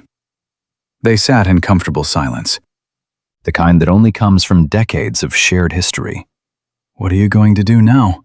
Bones finally asked. "Stay? Help Ma run the diner? Figure out who I am without the road and the club?" Bones was quiet for a long moment. "You know, you never stopped being our brother. The patch is just leather. What matters is what's underneath." "I let you all down." "You let yourself down. That's different." Bones pulled out the pack of cigars again. "The club understood why you left. We didn't like it, but we understood. Losing Tommy broke something in you. We all saw it. I should have handled it better. Probably. But you're handling it now. That's what counts." Marcus took the offered cigar this time, let Bones light it. "Can I ask you something?" "Anything." "Tommy's mother. What's she like?" Bones exhaled slowly. "Strong, sad, angry sometimes, but mostly just waiting. Waiting for someone to tell her that her son mattered, that his life meant something." "How do I do that?" "You show up. You tell her the truth. You let her feel whatever she needs to feel." Bones looked at him. "And then you carry that with you, not as punishment, as purpose." "Purpose?" "Tommy's gone. Nothing changes that. But the way you live your life from now on, that's his legacy. You honor him by being the man he believed you could be." Marcus felt tears burning in his eyes, didn't bother hiding them. "I miss him, Bones. Every damn day." "I know, brother. I know." They sat together until the cigars burned down to nothing. Two old friends. Two broken men finding their way back to something that looked like peace. The next morning, Dorothy woke to find Marcus already in the kitchen. He was cooking. Badly. "What on earth are you doing?" "Making breakfast." He held up something that might have been an omelet. "I wanted to surprise you." "You succeeded. That's the most terrifying egg I've ever seen." "It's not that bad." "Sweetheart, I've been cooking for 60 years. That egg is a crime against nature." Marcus laughed. Actually laughed. The sound was rusty from disuse, but it was real. "Okay, fine. You cook. I'll supervise." "You'll stay out of my way, is what you'll do." Dorothy took over the kitchen. Within minutes, the smell of proper bacon and eggs filled the air. "Ma?" "Thank you. For not giving up on me." She didn't turn around. Just kept cooking. "That's what mothers do, baby. We never give up. Even when we should. Even when it hurts. Even when our foolish sons run away and don't call for 7 years." "I'm sorry." "I know you are. And I forgive you. But Marcus," now she turned, "if you ever do that to me again, I will hunt you down myself. And I won't be as gentle as Victor Kane." Despite everything, Marcus smiled. "Yes, ma'am." "Good. Now set the table. Carmen and Maya will be here soon." Carmen arrived at 7, with Maya bouncing on her hip. The little girl had taken to Marcus immediately. Something about his quiet strength reminded her of the father she'd never known. "Uncle Marcus!" She launched herself at him the moment she was through the door. Marcus caught her easily. "Hey, Munchkin, what's the word?" "Pancakes! Grandma Dorothy promised pancakes." "Did she now? With chocolate chips?" "That sounds like a bribe." "What's a bribe?" "Something grown-ups do when they want kids to behave." Maya thought about this. Is it working? Probably. Carmen watched them with a soft smile. She's been talking about you all week. Uncle Marcus this, Uncle Marcus that. You've got yourself a fan. She's got good taste. She's 4. She also thinks the mailman is a superhero. Maybe he is. You don't know. Dorothy emerged from the kitchen with a stack of pancakes. All right, enough chattering. Breakfast is ready. They sat together at the big table in the corner. Dorothy, Marcus, Carmen, Maya. The closest thing to a family any of them had. And for the first time in longer than any of them could remember, the diner felt like home. At noon, a car pulled up outside that nobody recognized. Marcus tensed immediately. Old habits. But when the door opened, it wasn't a threat. It was a woman, mid-50s, gray hair pulled back in a tight bun, eyes that had seen too much pain. She stood outside the diner for a long moment, just staring at the door. Then she walked in. Dorothy looked up from the counter. Can I help you? The woman's eyes scanned the room, found Marcus. You're Reaper. Marcus's blood went cold. Who's asking? My name is Margaret Chen. Her voice broke. I'm Tommy's mother. The world stopped. Marcus couldn't move, couldn't breathe, couldn't do anything but stare at this woman he'd spent 7 years running from. I came to... Margaret swallowed hard. I came to talk to you about my son. Dorothy stepped forward. Why don't you sit down, dear? I'll get you some coffee. Thank you. Margaret's legs were shaking as she lowered herself into a booth. I'm sorry to just show up like this. I saw the news coverage, recognized the town, recognized... She looked at Marcus. Him. Marcus still hadn't moved. Dorothy touched his arm. Marcus, go talk to her. I can't. You can, and you will. Her voice was gentle but firm. This woman lost her son. The least you can do is listen. Every step felt like walking through concrete. Marcus slid into the booth across from Margaret Chen, the woman whose son had died under his watch, the woman whose face had haunted his nightmares for 7 years. I don't know what to say.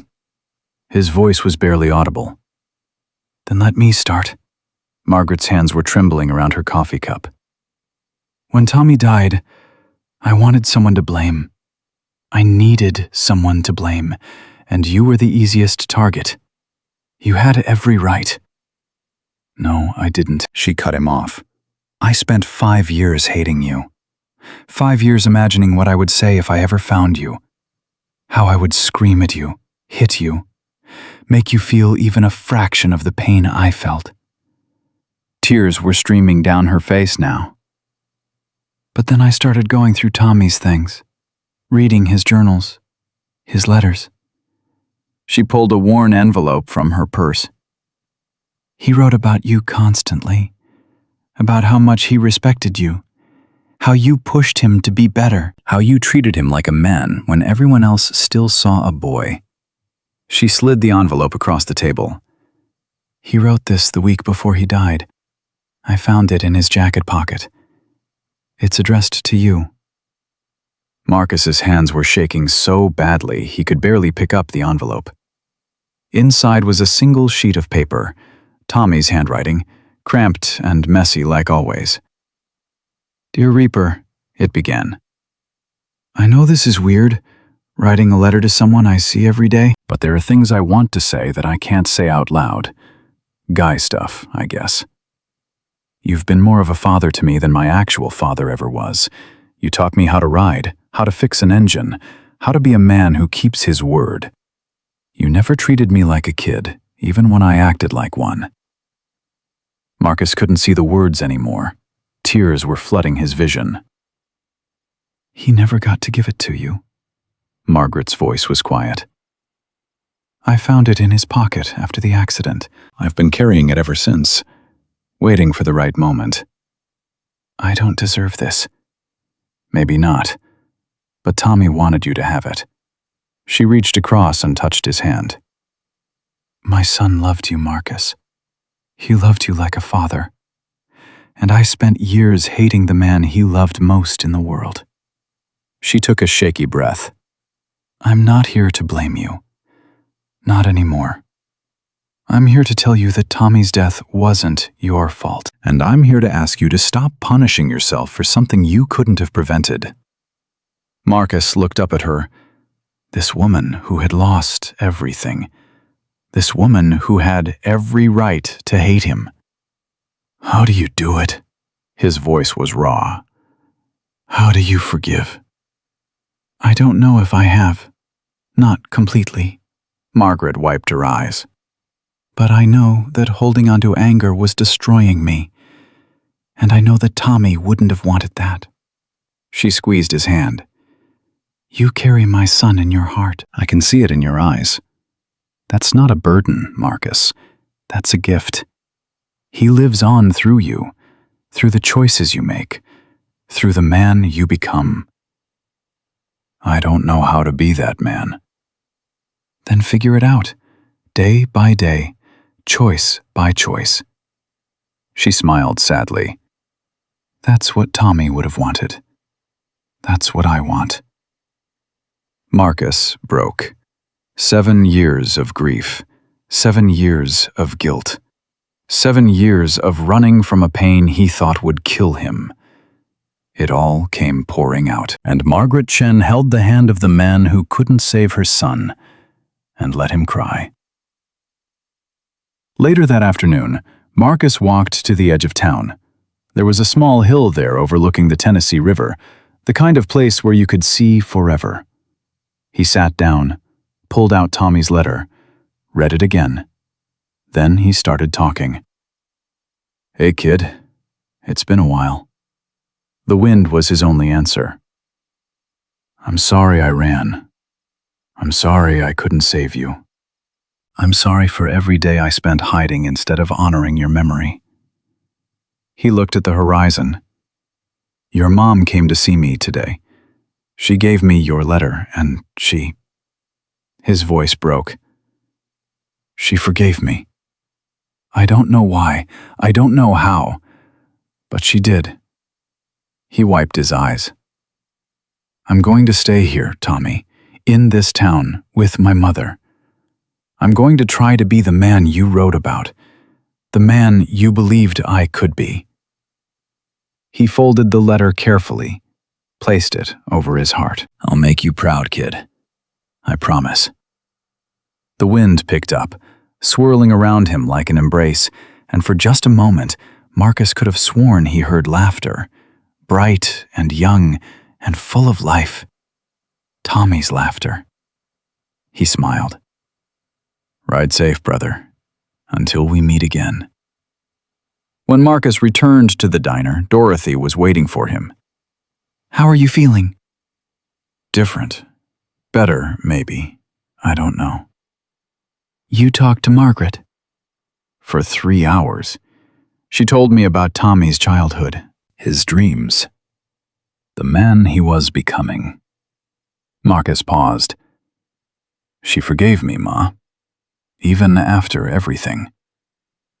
That's what grace looks like, sweetheart. It doesn't make sense. It's not supposed to.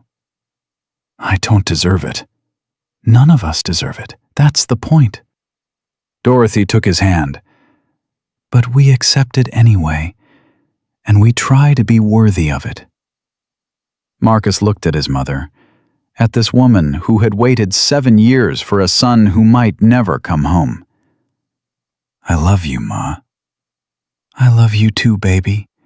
Always have, always will. I know. He squeezed her hand, and I'm finally starting to believe it. That night, Marcus made a phone call. Carmen picked up on the second ring. Hey, everything okay? More than okay. Marcus took a deep breath. I talked to Margaret Chen today. And? And she forgave me. Gave me a letter Tommy wrote before he died. Silence on the other end. Marcus, that's incredible. I'm okay, Carmen. Really okay. For the first time in years. I'm so happy for you. There's something else I wanted to ask you. What? That father-daughter dance at Maya's school. When is it? 3 weeks? Why? I'd like to take her, if that's okay with you. Carmen's voice cracked. You want to? I want to be there for her. Be her stand-in dad for the night. Show her that men can show up when it matters. Marcus, you don't have to. I know I don't have to. I want to. He paused. That little girl looks at me like I'm some kind of hero. The least I can do is try to live up to it. Carmen was crying now, but these were different tears. She's going to lose her mind. Is that a yes? That's a hell yes. She laughed through her tears. Thank you. Thank you so much. Don't thank me yet. I haven't danced since 1987. I might step on her feet. She won't care. Trust me. 6 months had passed since the night Victor Kane fell. Memphis was different now. Not just the buildings or the streets, but the people. They walked taller, smiled more, looked each other in the eye instead of hurrying past with heads down. And at the center of it all stood soul food heaven, busier than it had ever been. Dorothy poured coffee for the morning rush, moving between tables with the ease of someone who'd done this for half a century. But there was something new in her step, a lightness that hadn't been there before. Marcus watched her from behind the counter. You're staring again. Just making sure you're not overdoing it. I've been overdoing it for 45 years. I'm not stopping now. The doctor said. The doctor can mind his own business. Dorothy refilled Henry Castellanos' cup without breaking stride. I'll rest when I'm dead. That's what I'm afraid of. She paused, looked at her son. Really looked. Marcus, I appreciate your concern, truly. But this diner is my life. It's what keeps me going. If you take that away from me, I might as well dig my own grave. I'm not trying to take anything away. Then stop hovering. She smiled to soften the words. I've got good years left in me. Let me use them. Marcus raised his hands in surrender. Yes, ma'am. Good. Now go check on Carmen. She's been in the back for 20 minutes. Marcus found Carmen in the storage room, sitting on a crate of napkins, crying. Hey, what's wrong? She looked up quickly, wiping her eyes. Nothing. I'm fine. You're crying in a storage room. That's not fine. It's stupid. Tell me anyway. Carmen took a shaky breath. Maya's school called. They're having a father-daughter dance next month. She came home asking where her daddy was. Why she doesn't have one like the other kids. Marcus's chest tightened. What did you tell her? The truth. That her father wasn't ready to be a dad. That he left before she was born. That some people just can't stay. How'd she take it? She asked if it was her fault. The words hit Marcus like a physical blow. She's 4 years old, Marcus. 4. And she already thinks she's not good enough to be loved. Carmen was crying again. Hard, ugly sobs that shook her whole body. Marcus sat beside her. Didn't speak. Just waited. I'm so scared of messing her up, Carmen finally said. Of making her feel the way I felt growing up. My dad left when I was 3. My mom worked 2 jobs and was never home. I spent my whole childhood feeling like I wasn't worth staying for. Carmen. I swore I'd be different. I swore my daughter would never feel that way. But how can I give her something I never had? How can I teach her she's worthy of love when I don't even believe it about myself? Marcus was quiet for a long moment. Can I tell you something? She nodded. I spent 7 years running from my mother. 7 years convinced I wasn't worth her love, that my mistakes made me unforgivable, that I deserved to be abandoned. That's different, is it? Marcus said. I felt exactly what Maya feels, like I wasn't enough, like something was wrong with me, like the people who left did so because I deserved it. He turned to face her. But I was wrong. The people who leave, they're not leaving because of us. They're leaving because of them. Their fear, their weakness, their inability to face what scares them. I know that in my head. But my hearts are stupid. Marcus's voice was gentle. They believe the worst about us, even when it's not true. That's why we need people around us who remind us of the truth. What truth? That Maya is the luckiest girl in the world, because she has you, a mother who works herself to the bone to give her a good life, who cries in storage rooms because she cares so damn much. Carmen looked at him, tears still streaming. You really believe that?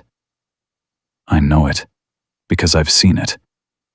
He stood up, offered his hand. Now come on, dry your eyes. We've got a diner to run. Carmen took his hand, squeezed it. Thank you, Marcus. Don't thank me. Thank my mother. She's the one who taught me that love shows up, even when it's hard. Especially when it's hard. The night of the father-daughter dance arrived faster than anyone expected. Marcus stood in front of Dorothy's bathroom mirror, struggling with a tie he hadn't worn in 20 years. You look like you're preparing for battle, Dorothy said from the doorway. I feel like I'm preparing for battle. It's a school gymnasium. There will be punch and cookies and little girls in fancy dresses. You'll survive. What if I mess up? You will. That's guaranteed. She walked over and fixed his tie properly. But Maya won't remember your mistakes. She'll remember that you showed up, that you cared enough to be there. How do you know? Because that's what I remember about your father. Not the perfect moments. The imperfect ones where he tried anyway. The doorbell rang. Marcus froze. That's them. Yes, it is. Ma, I can't. Yes, you can. Now go answer the door. He walked downstairs on legs that felt like jelly, opened the door, and forgot how to breathe. Maya stood on the porch in a pink dress covered in sparkles. Her hair was braided with ribbons. She clutched a small purse like it contained all her worldly treasures. Uncle Marcus! She bounced with excitement. Do you like my dress? Mommy got it special. You look... He had to clear his throat. You look beautiful, Munchkin. You look fancy too.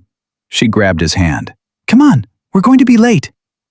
Carmen stood behind her daughter, camera ready. Can I get a picture first? Marcus knelt beside Maya, put his arm around her.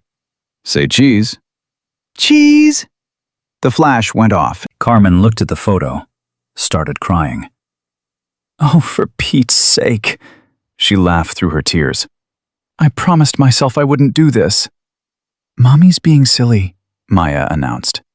She's been crying all day. Happy tears, baby, happy tears. The drive to the school was filled with Maya's chatter. She told Marcus about her best friend Sophie, about her teacher, Mrs. Rodriguez, about the goldfish in the classroom that she was convinced was actually a secret agent. Marcus listened to every word. Uncle Marcus? Yeah, Munchkin. Are you my daddy now? The question hit him like a truck. He pulled the car over, turned to face her. Maya, I'm not your daddy. Her face fell. But, he continued quickly, I'm something maybe even better. I'm your friend, someone who cares about you very much and will always be there when you need me. Promise? Cross my heart. She considered this. Sophie's daddy travels a lot for work. She never sees him, so maybe having a friend who's always there is better. Maybe it is. Okay, she nodded decisively. You can be my special friend. but only if you promise to never leave." "I promise." She held out her pinky. "Pinky swear?" Marcus hooked his massive pinky around her tiny one. "Pinky swear." Maya grinned. "Now can we go? I really want to dance." The gymnasium was chaos. Dozens of little girls in their best dresses dragging their fathers toward the dance floor. Balloons everywhere. A disco ball spinning overhead. Maya pulled Marcus into the crowd without hesitation. "Come on, the music's starting." The DJ played something upbeat. Maya started bouncing. Marcus tried to follow. "You're not very good at this," she observed. "I know." "That's okay. I'll teach you." For the next hour, a 4-year-old girl taught a 52-year-old former biker how to dance. They did the chicken dance, the Macarena, something Maya called the wiggly worm that Marcus was pretty sure she made up on the spot. He stepped on her feet. She stepped on his. They both laughed until they couldn't breathe. And somewhere in the middle of it all, Marcus felt something he hadn't felt in decades. Pure, uncomplicated joy. During a slow song, Maya insisted on standing on his feet while they swayed. "Uncle Marcus?" "Yeah?" "I'm glad you came back to Memphis." "Me too, Munchkin." "Mommy says you were gone for a long time, that you were sad about something." "I was." "Are you still sad?" Marcus thought about it. Really thought. "Sometimes, but less than before." "And tonight?" He looked down at her. "Tonight, I'm not sad at all." Maya hugged his leg. "Good, because sad is yucky." "You're absolutely right." "I'm always right. Ask Mommy." He laughed. "I'll take your word for it." When they got home, Maya was asleep before they pulled into the driveway. Marcus carried her inside, laid her gently on her bed, tucked the blankets around her. "Thank you." Carmen stood in the doorway, watching. "I've never seen her that happy." "She's easy to make happy." "Not usually. She's been asking about her father more and more, wondering why she's different from the other kids. But tonight..." Carmen wiped her eyes. "Tonight she felt normal, like everyone else, with a dad." "She's better than everyone else." "I know, but she doesn't, not yet." Marcus kissed Maya's forehead gently. "She will. Give her time." He headed for the door, then stopped. "Carmen?" "Yeah?" "I meant what I said. I'm not going anywhere. Whatever Maya needs, whatever you need, I'm here." "That's a big promise." "I've broken enough promises in my life. Time to start keeping them." 1 year later, the annual Hells Angels Memorial Ride came to Memphis. Bikes lined Main Street as far as the eye could see, hundreds of them, from chapters across the Southwest and beyond. They came every year now. What had started as a rescue mission had become a tradition, a pilgrimage to the town where an old woman had taught them what courage really meant. Dorothy stood on the diner steps, watching the procession. She was 80 now, frailer than before, but her eyes were as sharp as ever. Marcus stood beside her, arm around her shoulders, Carmen on her other side, Maya completing the family portrait. "I still can't believe they come all this way," Dorothy said. "You changed their lives, Ma. Changed all our lives." "I didn't do anything special." "You stood your ground. That's the most special thing in the world." Bones approached, helmet under his arm. "Mrs. Washington, looking beautiful as always." "Flattery will get you everywhere, young man." "That's what I'm counting on," he grinned. "The boys want to know if you're going to give a speech this year." "A speech?" "It's tradition now. You say a few words, we raise a toast, then we ride." Dorothy looked at the sea of leather-clad men waiting for her. These rough, scarred warriors who'd crossed states and mountains to honor an old woman who made good grits. "All right, but keep it short. I've got a diner to run." She walked to the small platform they'd set up. Someone handed her a microphone. The crowd fell silent. "I'm not much for speeches," she began. "Anyone who knows me knows I prefer action to words. But since you've all come such a long way, I suppose I owe you something." She looked at the faces before her, old and young, scarred and smooth, all of them watching her with something like reverence. "A year ago, I was just a tired old woman running a diner in a town that had given up hope. A man came to take what was mine, and I was ready to let him, ready to surrender, ready to—" Her voice strengthened. "But then something happened. My son came home. And he didn't come alone. He brought all of you. Strangers who had no reason to help me, no reason to risk your lives for someone you'd never met." She paused. "People ask me what I learned from that experience, what wisdom I gained. And the truth is, I didn't learn anything new. I just remembered something I'd forgotten." She looked at Marcus. "I remembered that love is stronger than fear, that kindness is more powerful than cruelty, that one person standing up can inspire 100 others to do the same." Her eyes swept the crowd. "You call yourselves outlaws. Society looks at your leather and your tattoos and your motorcycles and sees danger, sees something to fear." She smiled. "But I know what you really are. You're protectors, defenders, angels who ride instead of fly." Cheers erupted from the crowd. Dorothy raised her hand for silence. "One more thing. I'm 80 years old. I've outlived my husband, buried friends, watched this town nearly die twice. I don't know how many more of these rides I'll see." Her voice cracked.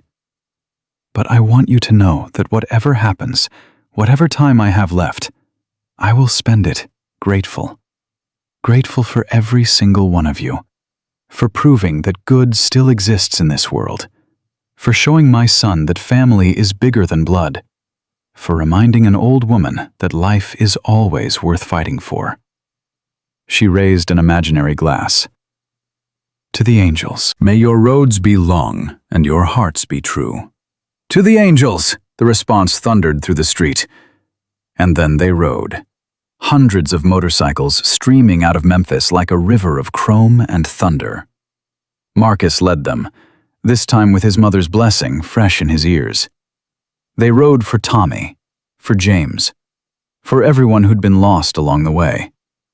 They rode for Dorothy, for Carmen, for Maya, for every person who'd ever been told they weren't worth fighting for. They rode because that's what angels do. That night, after the last bike had disappeared over the horizon, Marcus found his mother alone in the diner. She was sitting at the booth by the window, the one where Victor Kane had first threatened her, the one where her life had changed forever. "You okay, Ma?" "Just thinking." "About what?" "About your father. About how much he would have loved today." Marcus sat across from her. "He would have been proud of you. He would have been proud of you." She reached across and took his hand. "You're everything he hoped you'd become. Kind, strong, present." "I'm trying." "That's all any of us can do." They sat in comfortable silence, mother and son, together at last. "Marcus?" "Yeah, Ma?" "I need to tell you something I've been putting off." His stomach dropped. "What is it?" Dorothy squeezed his hand. "The doctor called yesterday. The tests came back." "What tests? Ma, what are you talking about?" "It's cancer, baby. Pancreatic. Stage 4. The world stopped spinning. No, no, there must be a mistake. There's no mistake. I've known for 3 months. I didn't want to ruin the ride. 3 months? Ma, why didn't you tell me? Because I needed time. Time to make peace with it. Time to figure out how to say goodbye. Marcus couldn't breathe, couldn't think. His mother, his anchor, the woman who'd held everything together. How long? 6 months. Maybe less. No, we'll get second opinions. We'll find specialists. Marcus. Her voice was calm, steady. I'm 80 years old. I've lived a full life, a good life. I've seen things I never expected to see, loved people I never expected to love. Tears were streaming down his face. I'm not ready. Neither am I. But that's not how it works. She touched his cheek. We don't get to choose when we go. We only get to choose how we live until then. Ma, I want to spend my last months right here, in this diner, surrounded by the people I love. I want to see Maya grow, watch Carmen thrive, watch you become the man I always knew you could be. She smiled through her own tears. That's all I want, Marcus. To be present, to be loved, to be remembered. You will be. I swear to God, you will be remembered forever. Then that's enough. That's more than enough. They held each other in the empty diner, mother and son, beginning and end. And in that moment, Marcus understood something his father had tried to teach him decades ago. Death isn't the enemy. Fear is. Living in terror of the end, instead of embracing every moment of the journey. His mother had taught him how to live. Now she would teach him how to let go. The next 6 months were the most precious of Marcus's life. Every morning he woke early to have coffee with his mother. They talked about everything: his childhood, her marriage, the dreams they'd had, and the ones they'd abandoned. Every afternoon he helped her run the diner, took over more and more responsibilities as she grew weaker, but never pushed her aside, never made her feel useless. Every evening they sat on the porch and watched the sunset, sometimes in silence, sometimes sharing stories, always together. Maya came by every day after school. She'd climb into Dorothy's lap and tell her about her day, about Sophie and Mrs. Rodriguez and the goldfish that definitely wasn't a secret agent anymore because she'd asked and it hadn't answered. Dorothy lived for those visits, lived for that little girl's laugh. She reminds me of you, Dorothy told Marcus one night. When you were small, before the world got complicated. I don't remember being that happy. You were, for a while, she smiled.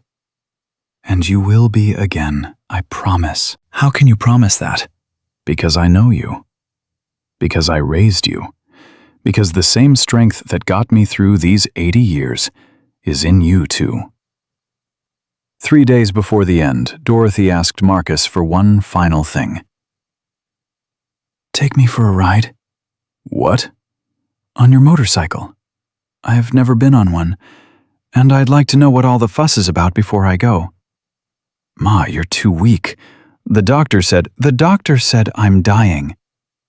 I'd like to feel alive one more time. Marcus couldn't refuse her.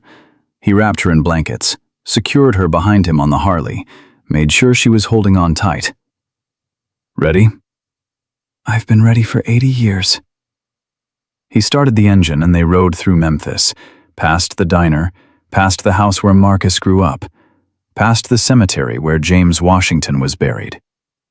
Dorothy held on to her son and felt the wind on her face for the first time, felt the freedom that had called to him all those years. Understood finally why he'd needed the road. I get it now, she shouted over the engine. "I understand." "Understand what?" "Why you couldn't stay. Why the road called you. This feeling, it's like flying." "Yeah, it is." "Thank you, baby. Thank you for this." "Thank you, Ma, for everything." They rode until the sun set, until the stars came out, until Dorothy's arms grew too weak to hold on. Then Marcus brought her home, laid her in her bed, and held her hand through the night. Dorothy Washington passed away at 3:47 in the morning on a Tuesday. Marcus was beside her. So was Carmen, and Maya, who'd insisted on sleeping in Grandma Dorothy's room, even though she didn't fully understand why. Dorothy's last words were simple. "I love you. All of you. Live well." And then she was gone. The funeral was the biggest Memphis had ever seen. Over 500 people packed the small church. Bikers and businessmen, politicians and pancake lovers, everyone whose life Dorothy Washington had touched. Marcus gave the eulogy. He spoke about her strength, her kindness, her absolute refusal to give up on anyone, no matter how lost they seemed. "My mother used to say that angels don't always have wings. Sometimes they have aprons. Sometimes they have coffee pots. Sometimes they ride motorcycles." He looked at the crowd. She never thought of herself as special, never wanted recognition or praise. She just wanted to serve, to love, to make people feel seen. His voice broke. "I spent 7 years running from this town, running from my mother, running from myself. And she never stopped waiting, never stopped believing I'd come home." He looked at Dorothy's photograph on the altar. "I'm home now, Ma. I'm finally home. And I promise, on everything I am and everything I'll become, that I will spend the rest of my life being worthy of your love." He stepped back. "Rest easy, Angel. You've earned it." 2 years later, Soul Food Heaven was renamed Dorothy's Place. The new sign read below it in smaller letters, "Where Angels Eat." Marcus ran it now, with Carmen. They'd married 6 months after Dorothy's passing. A small ceremony, just family, and a few hundred bikers who'd shown up uninvited. Maya was 6. She still called him Uncle Marcus, even though he'd officially adopted her. She said Daddy felt weird, and he said he didn't care what she called him, as long as she called him something. The annual memorial ride had tripled in size. Bikers came from all over the country now, not just to honor Dorothy, but to experience the town she'd saved. Memphis was thriving. New businesses, new families, new hope. All because one old woman refused to break. On the 2nd anniversary of Dorothy's death, Marcus rode to the cemetery alone. He knelt beside her grave, next to James's, just like she'd wanted. "Hey, Ma, it's me." He placed fresh flowers on the headstone. "Maya lost her first tooth last week. Made me put it under her pillow and pretend to be the tooth fairy. I'm pretty sure she knows it's me, but she plays along anyway." He smiled. "Carmen's pregnant. We just found out. She wanted to wait until today to tell anyone because she said you should be the first to know." His voice cracked. "I miss you every day. Every single day. But I'm okay. Really okay." "You were right about healing, about not running, about love being stronger than fear." He touched the cold stone. "I'm the man you always believed I could be. Not perfect, never perfect, but present, loyal, true." He stood up. "Save a seat for me up there, Ma, but don't expect me too soon. I've got a lot of living left to do." He walked back to his Harley, threw a leg over, started the engine, and rode into the sunset. Because that's what angels do. They ride for those who can't. They protect those who have no one. They love with everything they have, even when it hurts, and they never, ever give up. Dorothy Washington taught the world that an 80-year-old woman with nothing but courage could stand against the powerful and win. Marcus Washington taught himself that running from pain only makes it grow. And Memphis taught everyone who passed through that home isn't a place, it's the people who refuse to let you fall. In the years that followed, the story spread far beyond Tennessee. Books were written, documentaries filmed. Millions of people heard about the widow who faced down a monster and the bikers who answered her call. But the real legacy wasn't in the headlines. It was in the little girl who learned that fathers don't have to be blood. It was in the sheriff who chose redemption over surrender. It was in the biker who came home after 7 years and finally stopped running. It was in every person who heard the story and decided that courage was possible, that kindness could roar, that love was worth fighting for. Dorothy Washington never wanted to be a hero. She just wanted to serve coffee and watch the sunrise. But sometimes, heroes don't choose their destiny. Destiny chooses them. And in a small diner on the banks of the Mississippi River, a legend was born. Not of violence or vengeance, of love, of family, of angels who ride instead of fly. And if you ever find yourself in Memphis, Tennessee, stop by Dorothy's place. Order the grits. They're still the best in the South. And if you listen closely, you might hear the rumble of engines in the distance. That's just the angels passing through, watching over those who need it most. Because in the end, that's what Dorothy Washington taught us all. Kindness never dies. Courage never fades. And true angels never stop riding.